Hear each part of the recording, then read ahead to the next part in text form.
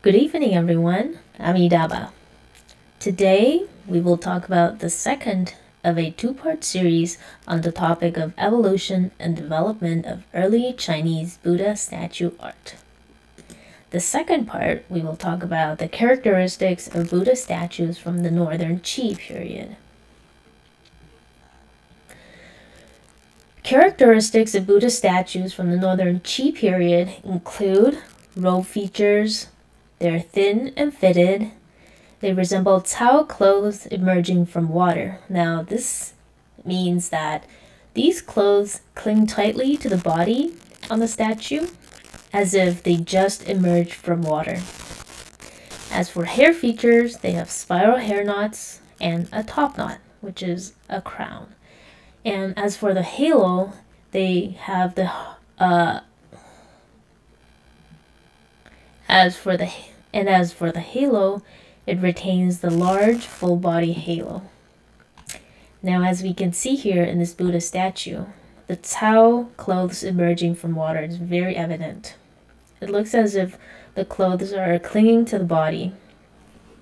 From these three photos of different Buddha statues, we can see that the features of the robe, which are thin and fitted, Cao clothes emerging from water, is very evident, as well as the hair feature of the spiral hair knot and the top knot. It's more visible in the first photo that there's a top knot, the crown. The second and third photos, it's not as evident.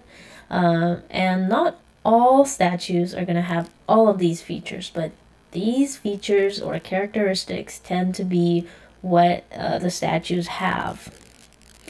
And now we look at the halo, so these three statues don't have the halo, and the next one is where we can see the halo. So this one also has the clothes clinging to the body, as if emerging from water, spiral hair knot, the top knot as well, and the halo in the back. He's also in a full lotus position. And in this photo as well, we see the large full body halo being represented here very well as the hair knots, the top knot, and the clinging clothes as if they're emerging from water. In this slide, we'll talk about characteristics of Buddha statues from the Northern Zhou period, which is still a part of the Northern Dynasties period. Now, the facial features include the rounded face. The robe features continues the styles of the Northern Wei and Northern Qi styles. And the statues also have spiral hair knots, as we can see here. The clothes, they're a representation of the Cao clothes. They're clinging to the body, they're tight-fitting. And the face is very rounded. We can see it's very full in all three of these statues.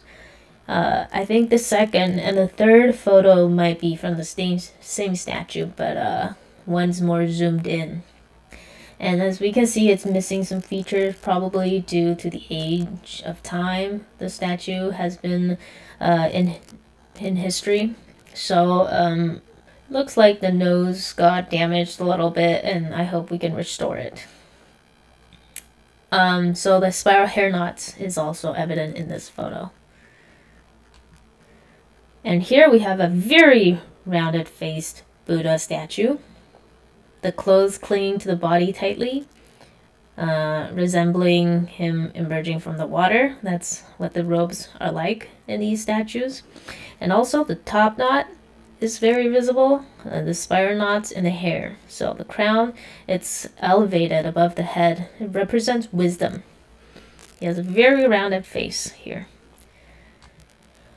During the Southern dynasties, we have Buddha statues wearing robes that are of the full shoulder style or the exposed chest full shoulder style. Now there are more styles, but we will be introducing these two styles here. Now let's look at some photos of these styles.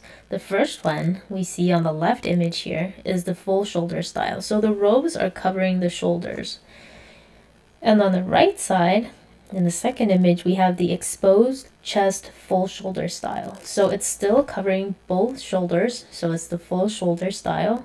However, we see part of the chest, so it's an exposed chest full shoulder style.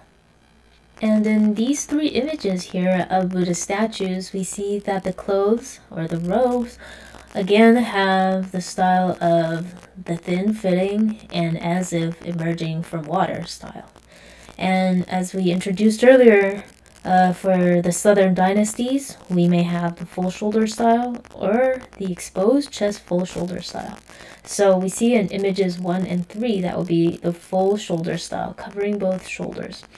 And in the center here, the second image, we see the exposed chest full shoulder style. And in the second image here, in the center, we see the exposed chest full shoulder style.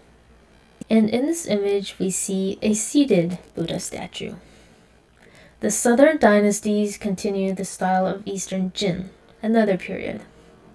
And there was also a bench Buddha statue from the 16 Kingdoms period, depicted on the right here. It was unearthed from Song Village, Shijiazhuang, Hebei Province, and it's a gilded bronze bench Buddha. And that concludes our talk on the evolution and development of early Chinese Buddha statue art. Amidaba.